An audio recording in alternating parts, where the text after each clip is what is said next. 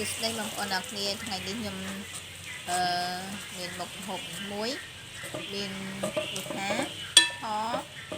ត្រីកញ្ចុះចាត្រីកញ្ចុះយើងមានត្រីកញ្ចុះគីឡូអញ្ចឹងណាអញ្ចឹងដំបូងយើងយកស្ករក្រហមយើងហ្នឹងយកស្ករត្នោតយើងហ្នឹងយកមកកូរវាឲ្យក្រហមឲ្យក្រហមដែលចាំមកពណ៌វាស្អាតមែនតើបងប្អូនណា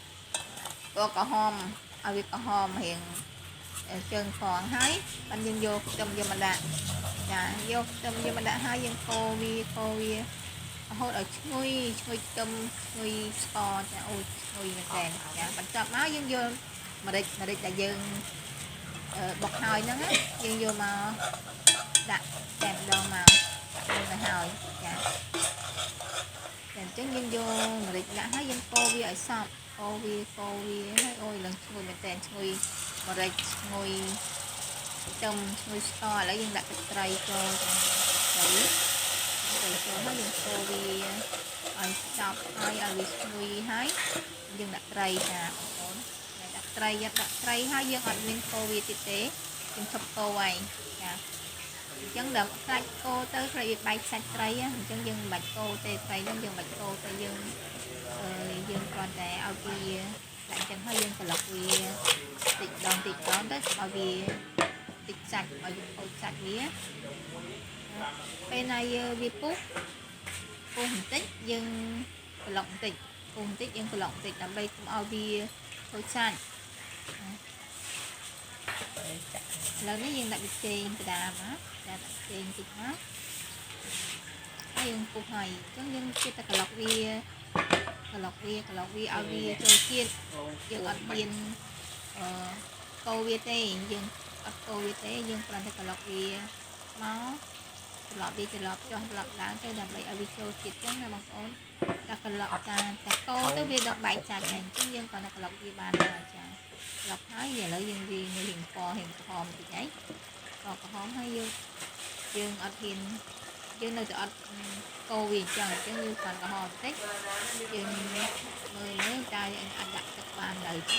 ឡូវវាឆ្អិនហើយប៉ុន្តែគាត់ថាវាឆ្អិនហ្នឹងវាមិនបានគាត់ញ៉ាំបានទេយើងគាត់ឆ្អិនសាច់តែយើងអត់កាន់គ្រប់គ្រឿងវាទេអញ្ចឹងយើងនៅដាក់ទឹកវាទៀតនេះយើងក៏រៀងក្រហមហើយទុកឲ្យបន្តិចឲ្យរៀងយូរបន្តិចបានវាក្រហម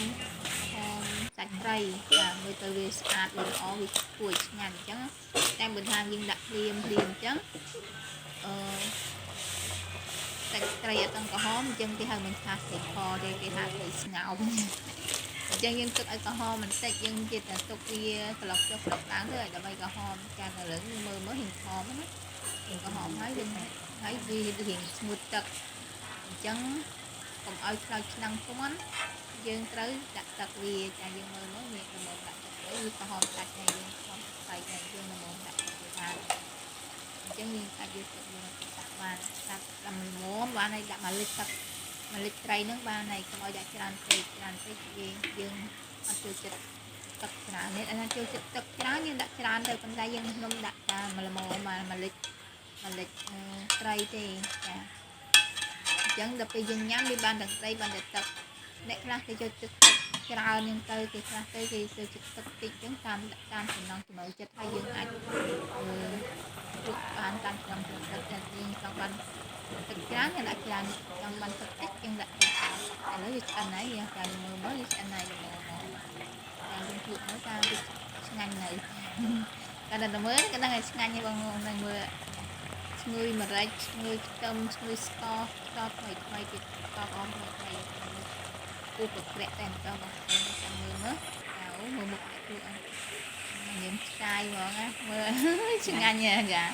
អរគុណច្រើនបងប្អូនដែលបានទស្សនានេះយើងអត់ហើយយើងដាក់ចានយើងញ៉ាំហូបបាយជាការស្រេចចាអរគុណច្រើនបាយបាយ